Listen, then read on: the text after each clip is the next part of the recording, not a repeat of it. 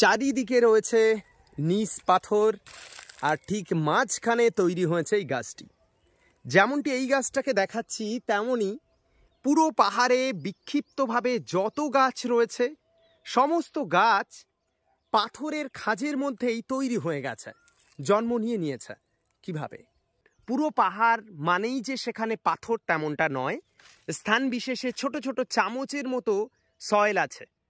এবং এটাকে আমি খুব সহজে উপলব্ধি করেছি একদম গিয়ে, যে কিভাবে সেখানে মাটিটা হয়েছে। চারিদিকে পাথর আছে, কিন্তু পাথরের মাঝে ছোট্ট একটা কনকেভ একটা জায়গা, যেটা চামচের মতো আপনি ফিল করতে পারেন, তার মধ্যে মাটি, এবং সেই মাটিতে তৈরি হয়েছে এই গাছগুলো। কি দারুণ!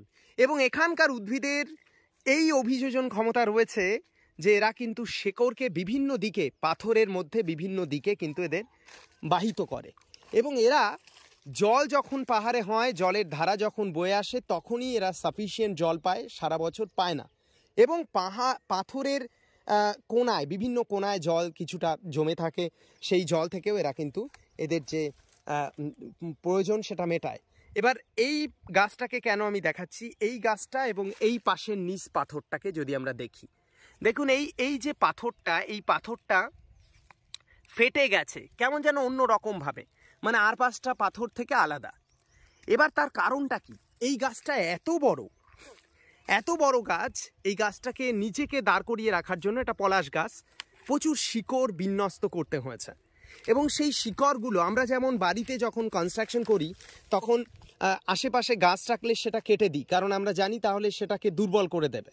তো এই শিকড়টা কি করেছে, প্রথমে পাথরের মধ্যে ছোট চামচের মতো সয়েল সেখানে জন্মগ্রহণ করেছে, কিন্তু পরবর্তীতে শিকড় দিয়ে পাথরকে কি করেছে, এইরকমভাবে ভেঙে দিয়েছে।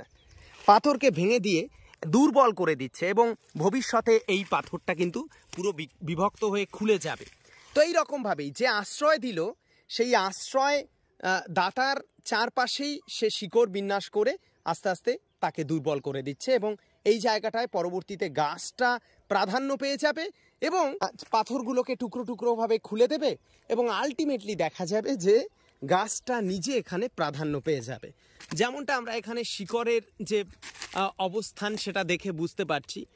পুরো ক্ষয়জাত পাহাড়গুলোতে বেড়াতে গেলেই আমরা এটা দেখতে পাবো। এবং যদিও মানতে হবে যে এটা শুধু ক্ষয়জাত পাহাড় নয়, সব ধরনের পাহাড়েই এই ধরনের প্রকৃতি আমরা দেখতে পাবো, যে পাথরের খাঁজের মধ্যে তৈরি হওয়া মাটি, সেই মাটির মধ্যেই তৈরি হয় বিভিন্ন গাছের জন্ম হয় এবং তারা বেড়ে ওঠে।